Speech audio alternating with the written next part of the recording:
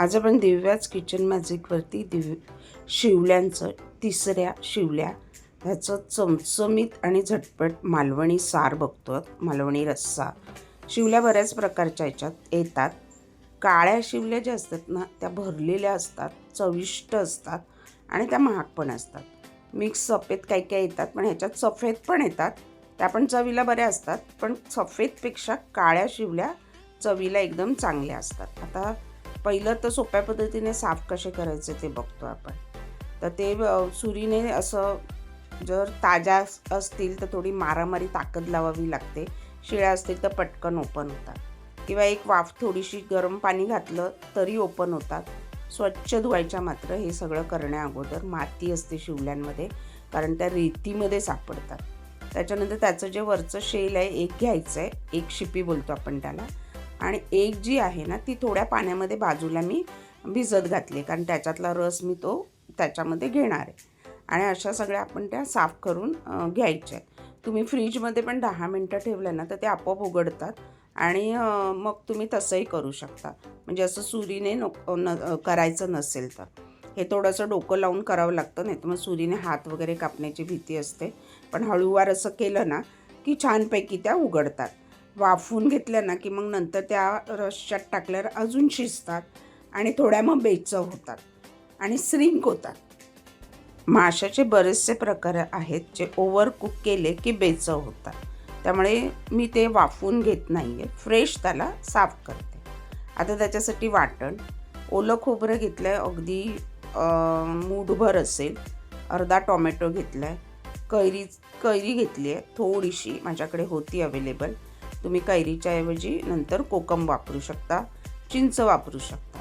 कांदा घेतला आहे अगदी चमचाभर बारीक चिरलेला. बेडग्या मिरच्या घेतल्यात 3. 10-12 मेथीचे दाणे घेतलेत. मेथीच्या दाण्याने ना चव येते रश्शाला छानपैकी. म्हणजे आंबट काय असेल ना त्याच्यात मेथी घातलं तर त्या आंबटपणाला एक छान अशी चव येते. हळद 1/2 चमचा.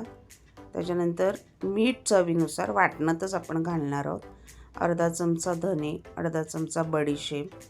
त्याच्यानंतर लसूण राहिली आपली घालायची, कोथिंबीर थोडीशी, एक कांदा लसूण. हे सगळं घालून आहे ना हे वाटण मिक्सरला पाणी थोडं घालून मऊ गरगरीत असं छान वाटून घ्यायचं. हे वाटण थोडं मऊच वाटायचं आहे, जाडसर नाही ठेवायचं. हे झालं आपलं मालवणी वाटण तिसऱ्याचं. आता ह्याच्यामध्ये एक बटाटा घालणार आहे.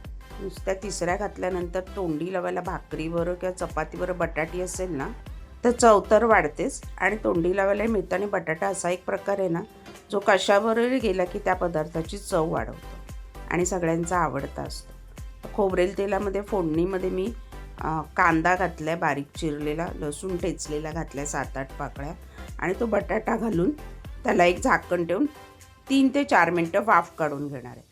कारण वाटणामध्ये आपल्या कैरी असल्यामुळे बटाटा शिजायला वेळ लागेल किंवा शिजणार नाही. आंबट बरोबर बटाटा घातला की तो लवकर शिजत नाही. बटाटा काय कोणताही पदार्थ आंबटमध्ये घातला की शिजत नाही.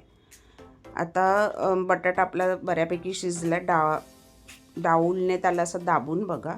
आणि त्याच्यानंतर आपलं हे मालवणी वाटण शिजला, थोडा चांगला शिजला की मग त्याच्यामध्ये मालवणी वाटण घालायचं आहे. आणि मग मिक्सर धुवून पाणी ॲड करायचं आहे, जेवढं तुम्हाला घट्ट पातळ हवं त्याप्रमाणे.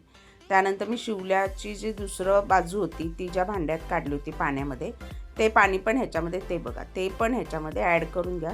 त्या एक बाजूचा जो रस होता ना तो त्या पाण्यात मस्तपैकी उतरला. आता चांगली उकळी येऊ दे. आता परत 3 ते 4 मिनटं चांगलं उकळवायचं आहे, म्हणजे उरलेली बटाटी अजून शिजेल. त्यानंतर आपल्या ज्या शिवल्या होत्या त्याच्यातल्या अर्ध्या मी सुका मसाला करण्यासाठी ठेवल्या आणि अर्ध्या मी सारात घातल्या. मालवणीमध्ये कढीला, फिश कढीला सार बोलतात. आता हे जास्त उकळवायचं नाही, अगदी नावाला 2 मिनटं उकळवायचं आहे. गार्निशिंग वरून कोथिंबीर. चमचमीत मालवणी शिवल्याचे तिसऱ्याचे सार तयार आहे, गरम गरम.